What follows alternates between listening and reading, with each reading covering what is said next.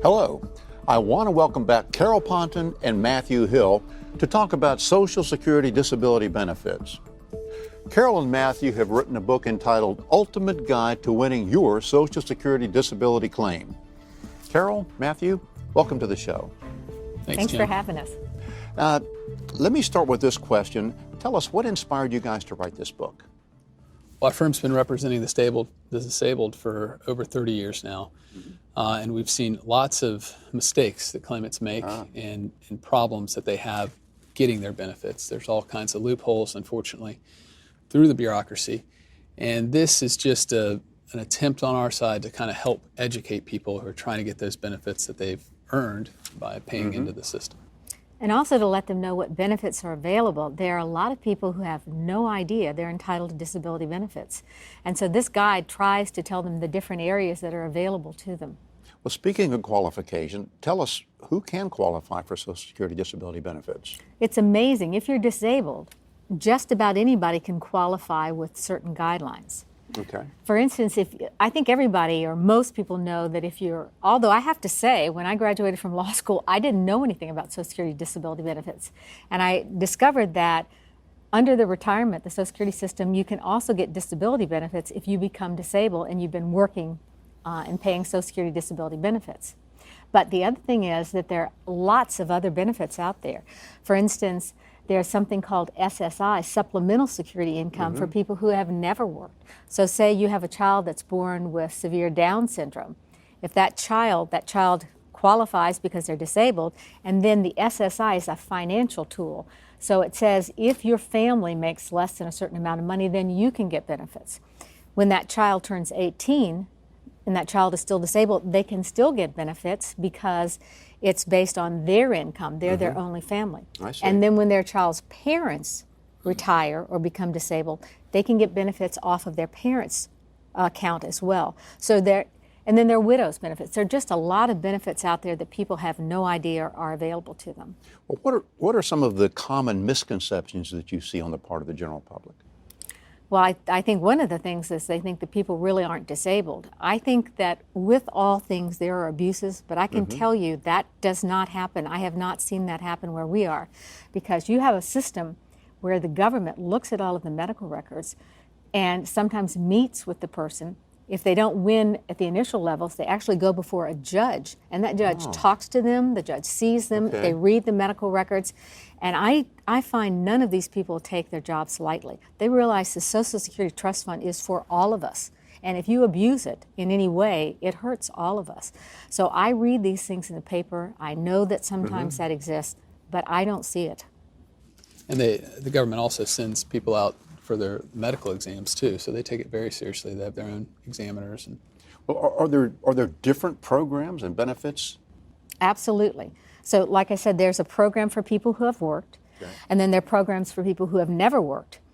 Under those may be a widow. Say that a woman has never worked, because that's more common in our society, and her husband dies. If she is between the ages of 50 or 60, 50 to 59, and she's disabled, then she can get benefits off of his account. I see. And just like I was saying earlier about children, it's sort of like the system was set up as we have our society. So if I get married, then all of a sudden we are responsible for each other, not my parents.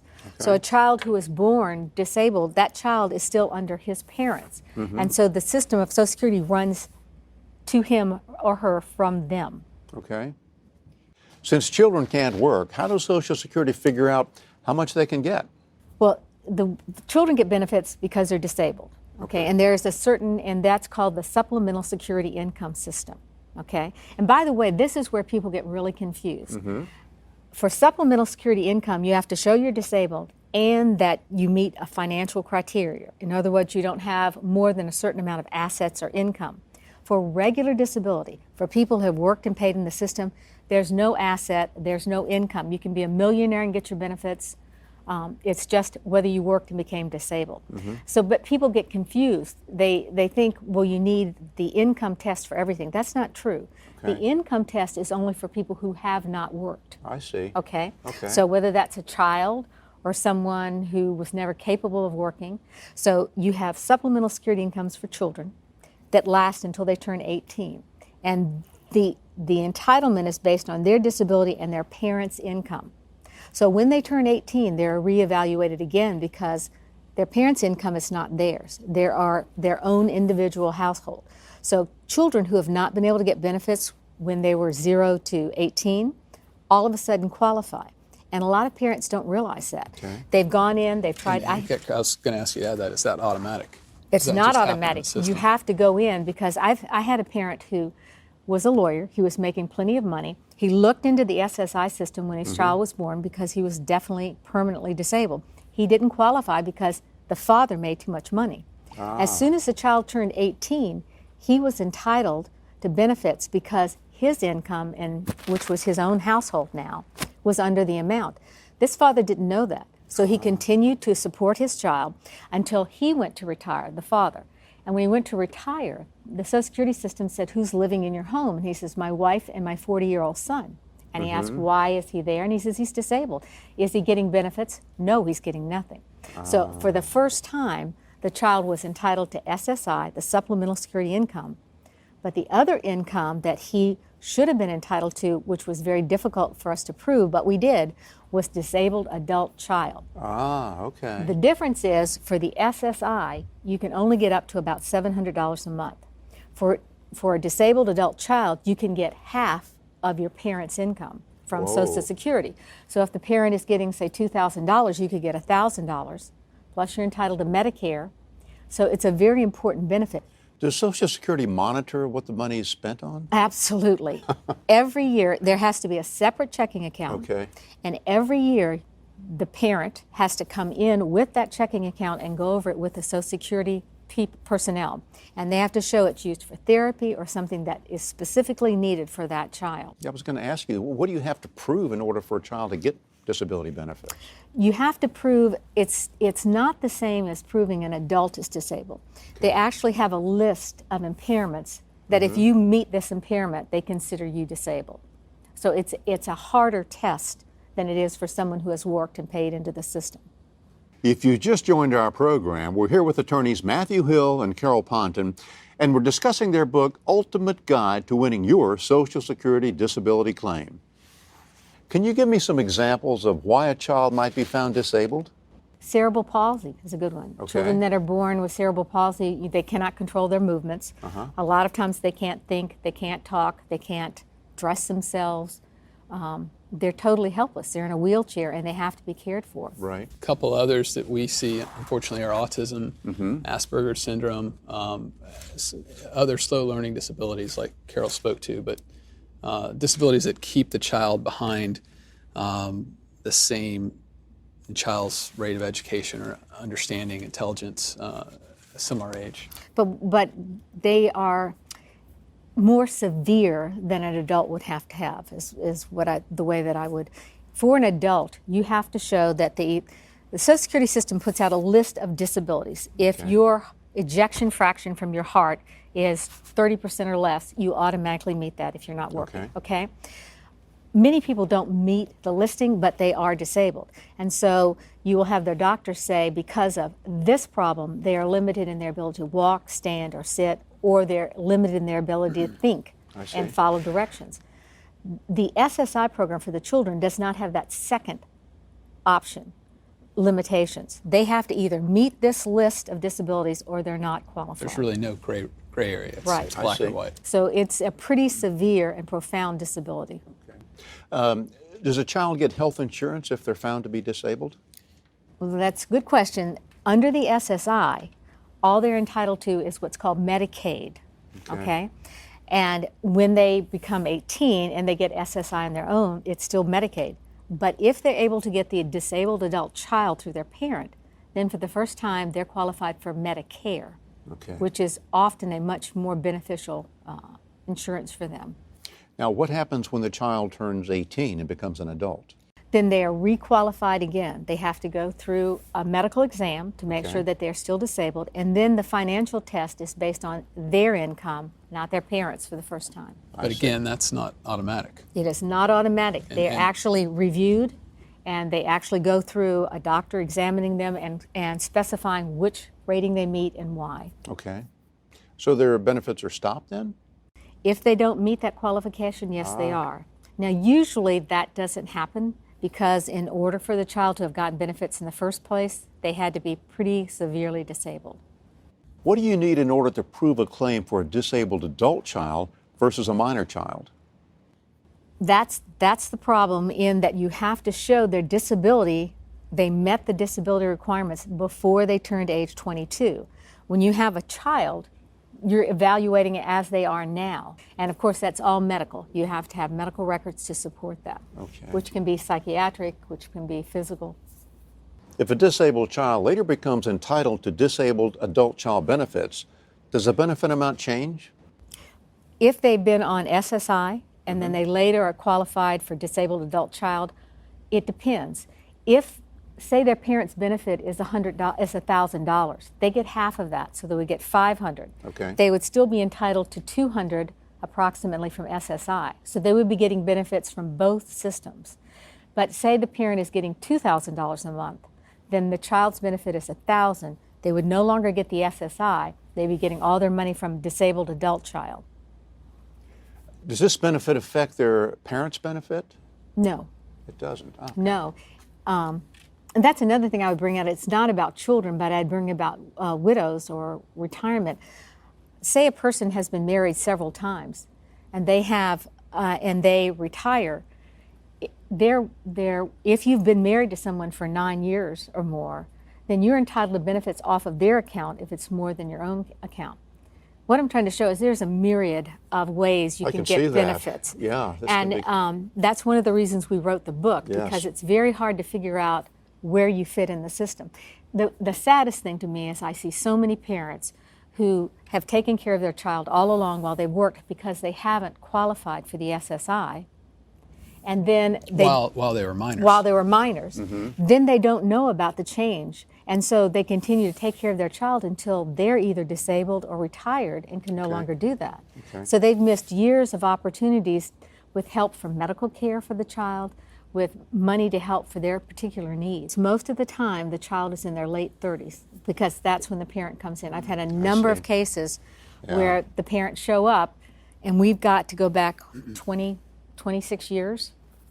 If you just joined our program, we're here with attorneys Matthew Hill and Carol Ponton, and we're discussing their book, Ultimate Guide to Winning Your Social Security Disability Claim. Why would you apply for a disabled adult child's benefits if you're already on SSI?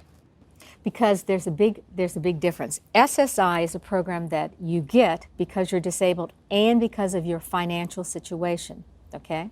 So the most you can get is $700 a month. It's very hard to live on that.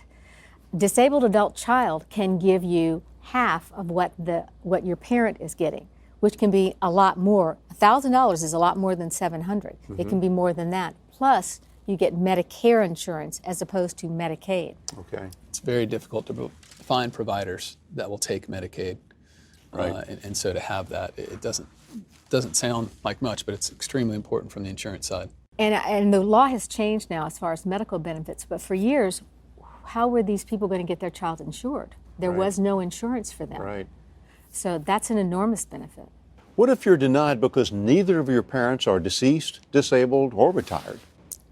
That's a basic qualification that you have to meet to get a disabled adult child. You can continue to get the SSI disability, but not the disabled adult child. Once you're eligible, will Social Security pay you all the way back to when you were 18? They'll pay you to when you applied. Yeah, that's Well, actually, a year back. A year back. Still, like the individuals who apply in their 40s or late 30s, I mean, those were benefits that essentially they were entitled to but never got. Well, like, for instance, this person that came in whose child was 37 or 40, I can't remember now, he only got benefits from the day he applied. So the day he walked into that office and found out that his son was entitled to him, he got benefits then for SSI. SSI starts the day you apply. Okay. The other disability can go back as far as a year. Okay. If you prove you were disabled back then. Okay. But no, he didn't get paid back to age 0 or 18 or 23. Does Social Security ever review people, or do they just get benefits for the rest of their lives? They're always reviewed. Everyone is reviewed, and the way they're reviewed is based on Social Security's impression of their disability. Is there a likelihood of improvement? How good is that likelihood? Or is there really no likelihood of improvement? So you go from a 1-year review up to as much as 7 years to review, but they are all reviewed. What does Social Security look for when they review a person? Well, they send them forms, and the forms will say always, has anything changed significantly in regard to your health, in regard to the reason you're disabled, and are you working? If a person is working and making over a certain amount of money, it doesn't matter what their disability is, they're not disabled under the government system. So you have to be disabled and not working. Okay. Okay? And so, one thing we found is that when people are approved, it's almost like you can see their shoulders relax and they feel like they finally got through the system. But one thing we try to communicate and educate with our clients is it's not over. When you go to the doctor, you need to kind of record why you went, what was going on, so that if Social Security orders all your records and they're seeing from your doctor, oh, patient has improved or he's doing better today, when in reality that might have been your best day of the week. It's just important that they realize that they need to continue to monitor themselves or to make sure their medical records reflect what they're going through. I see. What happens if Social Security finds a person is no longer disabled? That's a cessation. They will send them a letter saying, we find that you are no longer disabled as of, and usually it's like the end of this month, and you will not be entitled to benefits. We're going to review you. Now, the person can choose to continue their benefits through a hearing before a judge. Okay. And the Social Security system says if we find ultimately that you are no longer entitled, you have to pay that money back. Oh. They can also continue their medical coverage. Okay, so the person has the option of doing either one of those or both. And then they actually go through the system sort of like they did initially. They have to go in and prove that they're disabled. Is there an appeal? It's recreating. They have to do the whole thing again. Right. Be an appeal. Yeah, you can be denied once, then twice, and you go through a judge again. Okay. So a person can't get back onto their benefits. Yes, right. They can defeat that. But they would have to come in with medical evidence and proof that they haven't worked and that their disability still meets the system. When your benefits start, do you also get health insurance right away? No, the health insurance, well, it depends. The SSI program, it starts right away. But for Medicare, you have to usually wait. When you get Social Security disability benefits, there's a 6-month wait before you get your first check. Okay. You're not entitled to a check until you've been out of work for 6 months. The medical benefit starts 2 years from that time. Well, and so essentially 6 months, you can, it's the date of application. If you hadn't worked 6 months before that, then you got your date of application. So you apply here, you don't win until 2 years later. Well, it goes back to the date of application. So the 2 years start the date you apply or the date to which you're entitled, not necessarily the day you win. But the exceptions are. I said that wrong. Yeah. Right, it's 2 years from your first entitlement to a check, and you're only entitled to a check 6 months after the date they found you disabled. Yeah. If you just joined our program, we're here with attorneys Matthew Hill and Carol Ponton, and we're discussing their book, Ultimate Guide to Winning Your Social Security Disability Claim. Now, I don't think we talked about widows' benefits. Can we elaborate on that a little bit? Yes. Widows and widowers' benefits are paid if someone is married to a person at the time of their death, or they've been married, I think it's 9.5 years, and they have to show they're between the ages of 50 and 59, and that they are disabled, that they meet the Social Security requirements for showing that they can't work. Okay? I see. So you have, and why does it go 50 to 59? Because at age 60, you're automatically entitled to early benefits under the widow or widower's claims. So the disability lasts from age 50 to age 59. So say someone is 45 when their husband or wife dies. As soon as they reach age 50, if they can't work, then they can apply and get benefits under their spouse's account. What about other benefits for adults that have worked? Well, we really haven't talked about disability insurance benefits, which is the classic one in that, and that's where the claimant has worked all his life, paid taxes, paid into the system. And again, that goes back to what Carol said, in that if the person becomes disabled for any reason and cannot work, then they're entitled to those benefits, past the age of 18, no matter what, because they paid into the system. Right. Okay. How long does a person have to work in order to get benefits?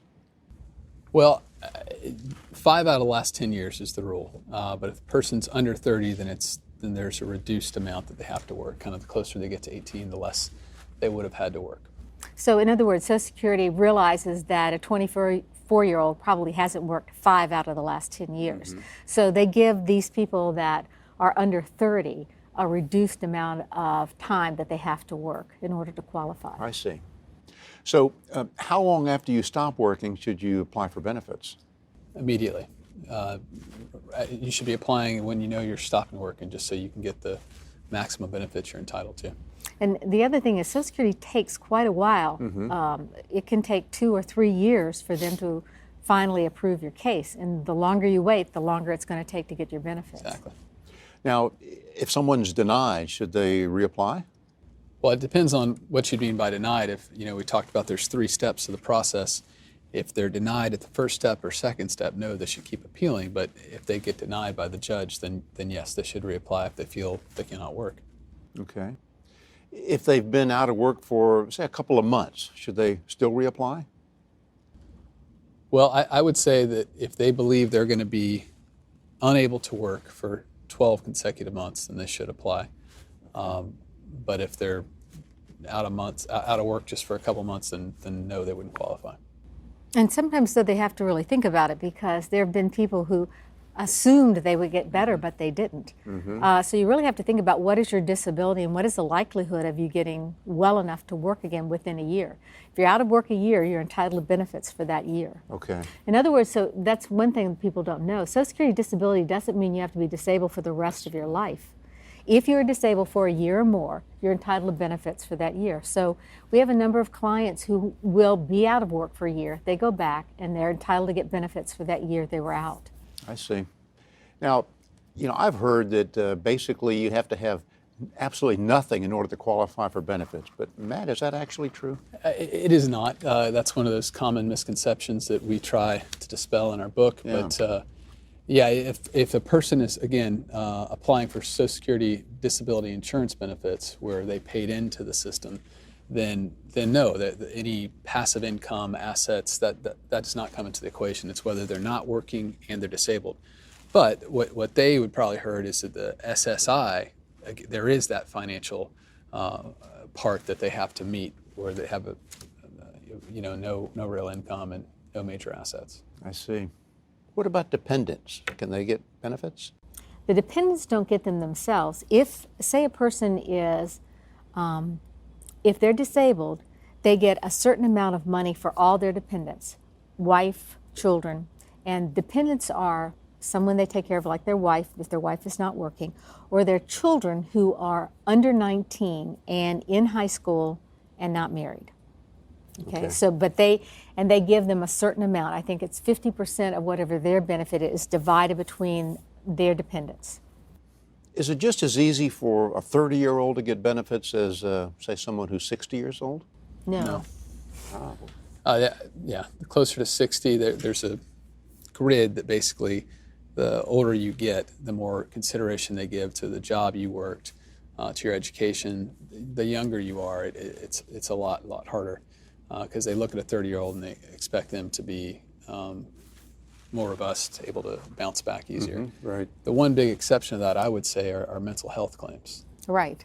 Mental health claims often start when someone's young, and so those they recognize it's really not related to age at all. The judges feel more comfortable putting somebody on disability that's 60 who could retire in 2 years anyway.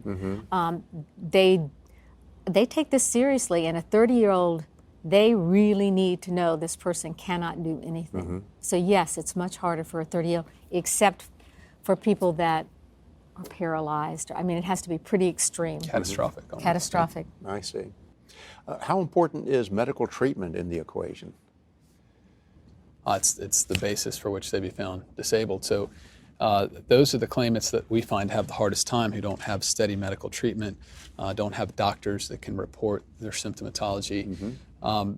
Social Security has a treating doctor rule, essentially, that they will give more weight to a claimant's treating doctor than to the Social Security's own doctor. So that becomes critical. If you have someone that's been treating you for a while that can really speak to the disabilities and how they affect you, that is great evidence. So for people who are not treating, it becomes a lot harder. Or a lot of the people have only been able to get treatment, if any treatment at all, sometimes it's through a clinic. And the clinics are stretched so much that they really don't have the time a lot of times to document or to write letters in their behalf. So it's much more of a burden for people who don't have their own private medical care. Yeah. If you just joined our program, we're here with attorneys Matthew Hill and Carol Ponton, and we're discussing their book, Ultimate Guide to Winning Your Social Security Disability Claim. You know, in another segment, we talked about veterans. Can a veteran get Social Security in addition to VA benefits? Absolutely, and that's a very good question because a lot of veterans don't realize that. Right. They think they're having to pick from one to the other, but they're two separate systems and you're entitled to both, absolutely. There's still the offset in that if a veteran's getting service-connected compensation and he applies for supplemental security income, SSI, where there's that financial threshold, then there would be an offset there. But if the veteran is getting service-connected compensation and is paid into the system to get disability insurance benefits, then yeah, there's no offset. They can receive both. So in other words, the VA has the same system Social Security has.